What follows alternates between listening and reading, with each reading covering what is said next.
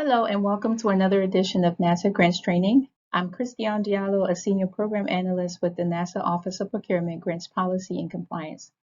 The focus of this training is an introduction to single audits and how NASA grant recipients can ensure compliance and accountability. By the end of this training, you will gain an understanding of key concepts and practices related to single audits, including an understanding of what single audits are and the regulatory requirements that govern them, an explanation of the single audit process and the roles and responsibilities for federal agencies, grant recipients, and auditors, an understanding of how single audits apply to NASA grants programs, the ability to describe and differentiate the various elements that make up a single audit report, and lastly, you will be able to identify some of the best practices to promote compliance and also minimize the occurrence of single audit findings. So what is a single audit? It is an independent examination of an organization's financial statements and federal award program to ensure that the organization is compliant with federal statutes, regulations, and the award terms and conditions. The Single Audit Act is the legislation that established the foundation for single audits. It introduced requirements for audits of entities such as states, local governments, and Indian tribal governments that administer federal financial assistance programs. OMB issued circulars A128 and A133 to implement the Single Audit Act. These circulars extended to audit requirements to institutions of higher education and other nonprofit organizations. On December 26, 2013, OMB issued 2 CFR Part 200, which superseded the OMB circulars related to single audits and implemented additional changes, including increasing the audit threshold from $500,000 to $750,000. The 2 CFR also mandated federal agencies to obtain single audit reports from the Federal Audit Clearinghouse instead of directly from the recipients, which ultimately reduced the administrative burden that was placed on smaller entities. The audit requirement, as well as the roles and responsibilities for the key players that are involved in the single audit process, are outlined in subpart F of the 2 CFR, and I'll be going over those sections in the next few slides. It is a requirement that non-federal entities that expend more than $750,000 in federal award funds during their fiscal year have a single audit or a program-specific audit performed for that year. Non-federal entities may opt for a program-specific audit if they only have one federal program, or if their funding is received from one federal agency and the laws and regulations, terms and conditions do not require a financial statement. This requirement does not apply to NASA grantees unless all the federal funds are issued by NASA and the audit is approved in advance by NASA. Recipients that do expend less than $750,000 during their fiscal years are not required to obtain a single audit. However, they must make their records available for review or audit by the appropriate officials. One thing that I want to highlight here is that in the upcoming revisions of the 2 CFR, OMB is planning to raise the threshold for single audit requirements from $750,000 to $1 million. Although this is going to reduce the burden that is placed on the smaller entities, it also means that entities may see an increase in monitoring from their federal funding agencies. Another requirement is that audits must be conducted annually unless the non-federal entity is required by the Constitution or state regulations to undergo audits less frequently. And for those entities who fail to comply with the single audit requirements, they may face potential consequences as it is outlined in the 2 CFR 200, Section 339. These consequences, as highlighted here, include temporarily withholding cash payment, wholly or partly suspending or terminating the awards, or initiating suspension or debarment proceedings. Auditees play a crucial role in ensuring transparency and accountability throughout the audit process. They are responsible for procuring audit services, which involve selecting and hiring qualified auditors to conduct the single audits, and costs for which are allowable and may be charged to the award. They must prepare the financial statements, including the schedule of expenditures of federal award, and provide auditors with the supporting documentation as requested. They are responsible for following up on all audit findings and taking corrective actions as necessary. Finally, auditees must ensure that the audit report is submitted in the Federal Audit Clearinghouse, and the submission is typically due within 30 calendar days after receiving the report or within 9 months after the end of the audit period. As for the auditor's responsibilities, they are responsible for conducting audits in accordance with generally accepted government auditing standards, commonly referred to as GAGAs. These standards are the bedrock of audit quality in ensuring that audit procedures meet the highest professional and ethical standards. Auditors are responsible for determining whether the financial statements and the schedule of expenditures of federal awards are presented fairly. This means that they're assessing whether financial information accurately represents the entity's financial position, including federal awards that they have received. The auditors do perform internal controls testing to verify whether systems and processes are in place to safeguard assets, maintain data integrity, and also ensure compliance. Finally, the auditors are assessing the entity's compliance with the federal program requirements outlined in the compliance supplement. This means that they're verifying whether the entity adheres to federal regulations, policies, and guidelines pertaining to the management and utilization of federal funds. All federal agencies that issue federal awards must comply with the responsibilities that are outlined in Section 513 of 2 CFR 200. Other responsibilities vary depending on whether an agency has cognizance or oversight responsibilities. A cognizant agency is the agency that provides most funding to a recipient that expends more than $50 million in federal funding annually during a 5-year period. Agency with oversight responsibilities are the agency that provide the most amount of direct funding to a recipient that is not assigned a cognizant agency in that entity's fiscal year. As of fiscal year 2023, NASA serves as the cognizant agency for 5 recipients and oversight for 17 recipients. Entities may refer to their schedule of expenditures, also known as the CEFA, to determine their assigned cognizant or oversight agency based on the total amount of direct funding.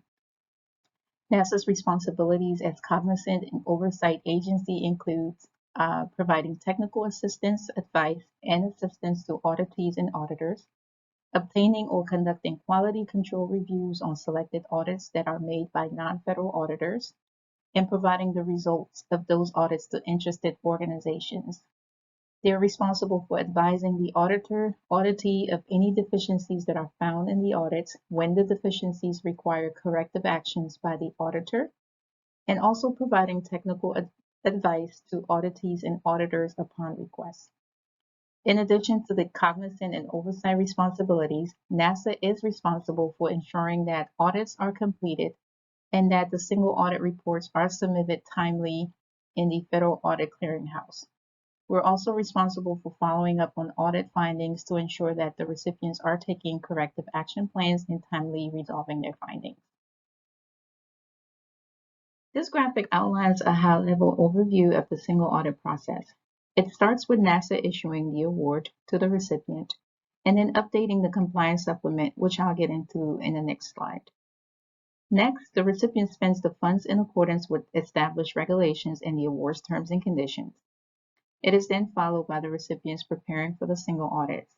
In this step, the recipient prepared the appropriate financial statements, including the schedule of expenditures of federal awards, and they also provide the auditor with access to all the necessary documents that are required to perform the audit.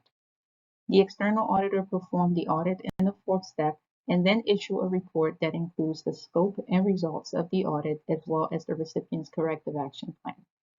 The last step in the process involves NASA reviewing the audit report and ensuring timely resolution of audit findings. As mentioned in the previous slide, one of the agency's responsibilities in a single audit process is to annually update the compliance supplement. And in case you're not familiar with the compliance supplement, it is a document that provides guidance to auditors in evaluating whether an entity is compliant with federal program requirements. The compliance supplement is organized into 8 parts. Part 1 provides essential background information on the compliance supplement. Part 2 contains a matrix of compliance requirements that serves as a roadmap for auditors. Part 3 is the most critical section of the compliance supplement and provides detailed information on the specific compliance requirements for each federal program. Part 4 focuses on agency-specific requirements and provides auditors with additional guidance and context that is specific to the federal awarding agency responsible for the program. Part 5 is the clusters of program, which groups together programs that have similar compliance requirements and therefore streamlines the audit process. The compliance requirements for NASA programs and other research funding agencies are found in Part 5 of the supplement. So if you are a recipient of NASA funding, you should refer to Part 5 to access a comprehensive list of compliance requirements that is applicable to your funding. Part 6 addresses the objectives, principles, and components of internal controls. Part 7 provides guidance for auditing programs that are not included in Parts 4 or 5. And Part 8 includes a list of appendices. I've provided a link of the 2023 supplement here for your reference, but also please note that the 2024 compliance supplement is currently undergoing updates and is also set to release sometime in May of next year. This table highlights the requirements for the research and development cluster, which NASA falls under. These are the requirements that if your entity fails to comply with, it may have a direct and material effect on the program. And in order to reduce burden and only focus on those requirements that are likely to result in fraud, waste, and abuse, agencies must limit the number of compliance requirements that are subject to audit to 6, except for the research and development cluster, which may identify 7 requirements. So this table lists the list of compliance requirements that are subject to NASA programs. And the second column there provides you the objective that the auditors are testing. So for the first requirement, which is your activities, costs, allowed and unallowed, the auditors are verifying whether or not the federal awards were expended only for the allowable activities as it is outlined in the project. As for the cash management requirement, they are ensuring that the cash disbursements are made in accordance with federal regulations, the terms and conditions of the grants, or applicable cost principles. The equipment and real property management, the auditors are testing whether your entity maintains proper records for equipment and adequately safeguarding and maintaining the equipment. As for the period of performance, the auditors are testing whether your entity charged federal award for allowable costs that were incurred during the period of performance, or whether or not the costs were incurred prior to the date the federal award was made that were authorized by the federal awarding agency or the pass-through entity. For the procurement and suspension and debarment, the auditors are testing whether procurements under federal awards were made in compliance with applicable federal regulations and other procurement requirements that are specific to the award or the subaward. For the subaward subrecipient monitoring, they're testing whether or not the grant recipients have properly monitored and oversee recipients to ensure that they're compliant with federal requirements when the subawards are made. And as far as the special tests and provisions, the auditors are testing whether the grant recipients are adhering to the special terms and conditions that may be placed into the award. An example of this may be key personnel that are assigned to a specific project. The single audit report submission package is the mechanism that is used to communicate the audit results and management's planned actions to the stakeholders. The reporting package includes the data collection form as well as the audit report. The form includes information about the entity, the federal awards for each program, the auditor's summary of financial statement and audit findings. The audit report consists of several required components, that is, the financial statements of the organization and a schedule of federal awards showing the total expenditures for each program, the auditor's report on internal control over financial reporting, and internal controls over compliance for major programs, the auditor's schedule of current findings and question costs. Findings are issued specifically to financial statement or compliance. Financial statement findings are related to deficiencies in accounting controls, And these findings highlight weaknesses in the organization internal control process, such as an error in their financial reporting or weaknesses in the financial management practices. The compliance findings, on the other hand, are related to noncompliance with federal laws, statutes, and regulations, as well as the program terms and conditions.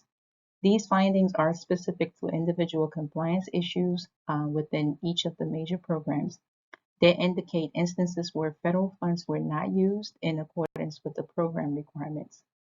And the last component of the audit reports are the summary schedule of prior audit findings and the status of those findings if applicable. The 2 CFR 200 requires auditors to present findings with specific details. The elements of an audit findings include the condition, which is the situation where there is noncompliance with the requirements that would warrant attention.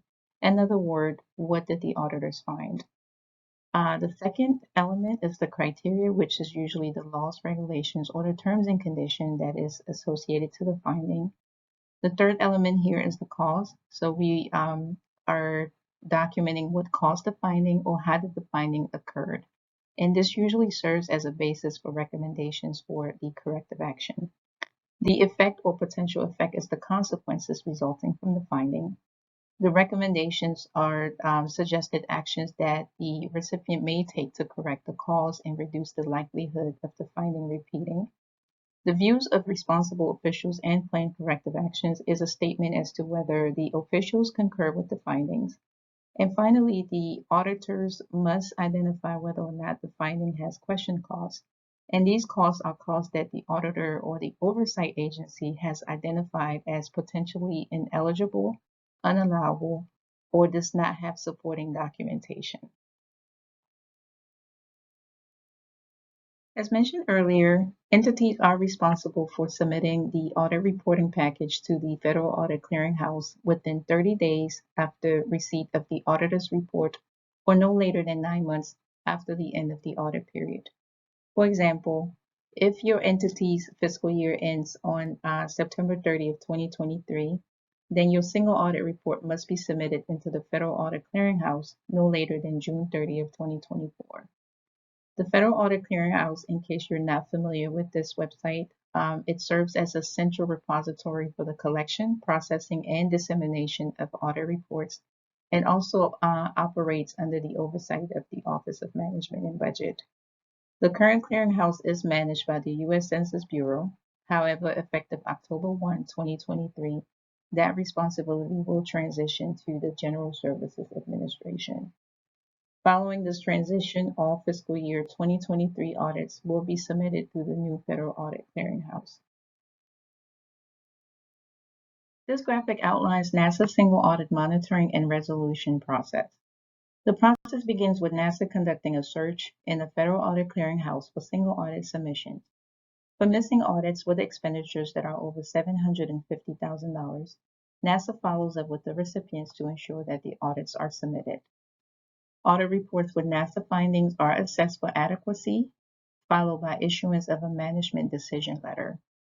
All management decision letters that are issued by NASA include a summary of the findings, a statement of whether or not NASA agrees with the proposed corrective action plans, a statement of whether the monetary findings, in this case the question calls, were disallowed, and if so, the reasons for that, a timetable for the corrective action plan implementation if it is not already included in the report or completed. And lastly, NASA's appeals process. Per the 2 CFR 200, NASA must issue all MDLs no later than 6 months after the single audit reports are accepted in the Federal Audit Clearinghouse. Listed on this slide are some common audit findings and corrective actions, best practices for recipients' considerations.